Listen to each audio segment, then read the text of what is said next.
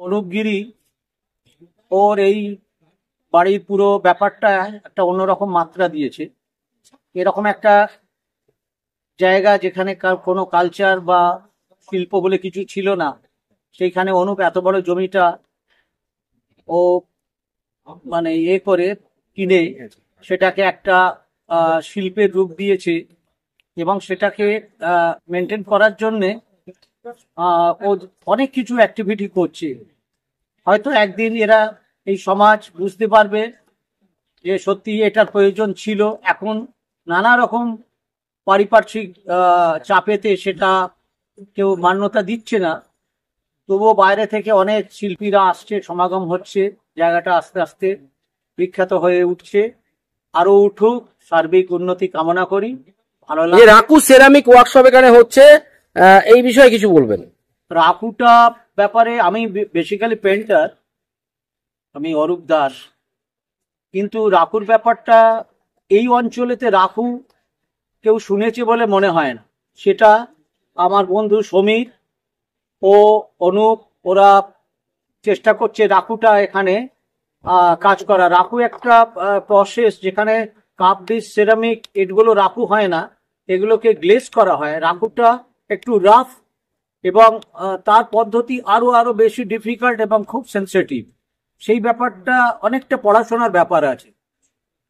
যেমন মাটি মাটি নিয়ে যারা কাজ করে এক দুটো তিনটে স্টেপ, কিন্তু রাকুতে অনেক অনেক ফ্র্যাকশন, অনেক অনেক আরো ভ্যারাইটি আছে। সেইটা অনুপ বা সমীর ওরা চেষ্টা করছে যে এখানে সেটাকে আরো প্রচলিত করার এবং জায়গাটাতে কাজ করে সবাই নিজেকে আর একটু শিক্ষিত করে।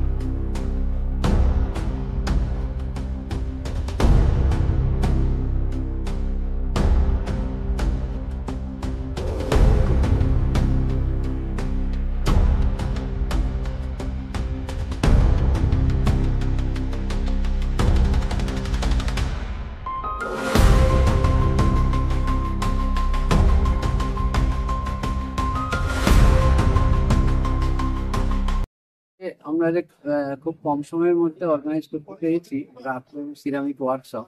আমরা নতুন প্রচেষ্টা শুরু করেছি। রাখুর যে সমস্ত ইমপ্লিমেন্ট বা ইনস্ট্রুমেন্ট লাগে সেগুলো আমরা আনিয়েছি এবং আগামী দিনেও এই প্রচেষ্টা চলতে থাকবে। শিল্পগ্রামে আশা করছি রেগুলার আমাদের এখানে কাজকর্ম চলতে থাকবে। এই আশা করে আগামী দিন শিল্পগ্রামের উন্নতি হোক, এটাই আশা করি। আমি সমস্যা, আমি অনুপগিরির খুব কাছের লোক। অনুপগিরির এই শিল্পগ্রাম যেটা তৈরি করেছে সেটা খুবই মনোমুগ্ধকর জায়গা। এখানে বিভিন্ন টাইপের নানা রকম ভাবে শিল্পকর্মকে উপস্থাপনা করা হচ্ছে। তার মধ্যে যেটা আমরা করছি দুদিনের রাখু ওয়ার্কশপ। রাখুটা হচ্ছে হলো সিরামিকের একটি পার্ট। সিরামিক্সটা হচ্ছে কাপ ডিশ বা এই ধরনের ইনস্ট্রুমেন্ট বা যেটা ডাইরেক্ট ফায়ারিং করে সেটাকে ঠান্ডা করিয়ে ফার্নেস থেকে বের করা হয়। এটা কিন্তু ইনস্ট্যান্ট। কাপ ডিশ বলতে যে কাপ ডিশ আমরা খাই? হ্যাঁ, অবশ্যই। তারই এটা পার্ট রাখুটা একটা এক্সপেরিমেন্টাল ওয়ার্ক করা যায়, যেটার মাধ্যমে আমরা ফায়ারিং প্রথমে মেকিং করতে। আমরা এখানে দেখতে পাচ্ছি বেশ জায়গায় জায়গায় কিন্তু ছোট ছোট ছেলেমেয়েরা 24, 25, 30 বছরের মধ্যে ছেলেমেয়েরা তারা বেশ সুন্দর সুন্দর মাটির জিনিস বানাচ্ছে। সেটার বিষয়ে কি আপনি বলছেন? হ্যাঁ, সেটা হচ্ছে রাখুর মাটি দিয়ে প্রথমে ক্লে বা একদম পিওর মাটি না, রাখুর মাটি যেটা হয় সেই রাখুর মাটিতে কি কি কেমিক্যাল থাকে? সেটা থাকে সিরামিক স্টোন পাউডার থাকে, রক থাকে, এইসব দিয়ে একটা মাটির পার্সেন্টেজ আছে মাটিটা তৈরি করে নিতে হয়। সেই মাটি দিয়ে আজ এবং কাল দুদিন হবে মেকিং, মানে মাটি দিয়ে যে যে ধরনের কাজ করবে সেই ক্রিয়েটিভ ওয়ার্কটা হবে। সেইটা ড্রাই হয়ে যাওয়ার পর একটা 800 থেকে 900 ডিগ্রি ফারেনহাইটে ফায়ারিং করা হবে। করানোর পর সেটা হয়ে যাবে তাকে বলা হয় বিস্কিটিং। বিস্কিটিং হয়ে যাওয়ার পর সেইটাকে এবার glaze, under glaze, smoke fire বা ম্যাট গ্লেজ, বিভিন্ন প্রসেস আছে। সেই প্রসেসে কালার অ্যাপ্লাই করে সেটাকে এগেন ফায়ারিং করতে হবে। ফায়ারিং করে সেটাকে আবার ড্রামের মধ্যে স্মোকের মধ্যে আটকে রেখে স্মোকের এফেক্টটা সেই প্রসেসের মধ্যে আসবে, এসে একটা সুন্দর কালার বা ক্র্যাকেল বিভিন্ন জিনিস হতে পারে। সেইটা কোনো আর্টিস্ট বলতে পারবে না অ্যাক্সিডেন্টালি কি হবে দাঁড়াবে। 5টা কাজ আমি একই ট্রিটমেন্টে করলাম, কিন্তু যখন সেটাকে আমি ফায়ারিং করে স্মোকে ঢুকিয়ে বের করলাম, সেটার রূপ যে 5 রকম হতে পারে, বিভিন্ন হতে পারে। কোনোটা ভালো হতে পারে, কোনোটা অন্য টাইপের হতে পারে। কিন্তু এই অ্যাক্সিডেন্টালি ব্যাপারটা আর্টিস্টদের কাছে প্রচন্ড চ্যালেঞ্জিং ব্যাপার, এবং সেটাকে নিয়ে তারা নানা রকম ভাবে কাজ করার চেষ্টা করে। এইটাই হচ্ছে রাখুর বিশেষত্ব। কিন্তু যদি এরা কাপ তৈরি করছে, সেটা কাপ তৈরি নাও হতে পারে, কাপের পরিবর্তে অন্য কিছু হতে পারে, এটাই বলতে চাইছেন? সাবজেক্টটা ঠিক থাকবে, কালারিংটা, কালার এফেক্টটা বিভিন্ন টাইপের হতে পারে। একটা পট করলাম, পট থাকবে, কিন্তু তার কালারটা কি আসবে আমি যেটা ভেবে কালার লাগালাম সেই এলো না। এফেক্টটা কিন্তু একদম অন্য মেটালিক এফেক্ট চলে এলো, গোল্ডেন এফেক্ট চলে এলো, ব্রোঞ্জ এফেক্ট আসতে পারে, কপার এফেক্ট আসতে পারে, যে কোনো। এই যে ওয়ার্কশপটা চলছে এখন অবধি কতজন রয়েছে ওয়ার্কশপে?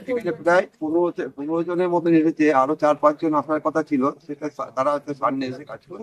টোটাল 20 জনের এদের এস্টিমেট নেওয়া হয়েছে। কি উদ্দেশ্য রয়েছে আগামী দিনে এদেরকে নিয়ে কি করবেন?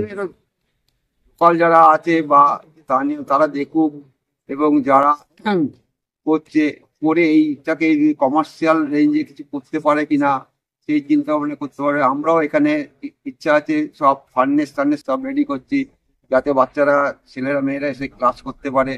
ক্লাস করার পর পরবর্তীকালে তারা কমার্শিয়াল ভাবে এটাকে যদি এগিয়ে নিয়ে যেতে পারে, সেটাই আমাদের উদ্দেশ্য। তাদের এর ব্যাপারে জ্ঞানটা বাড়ুক।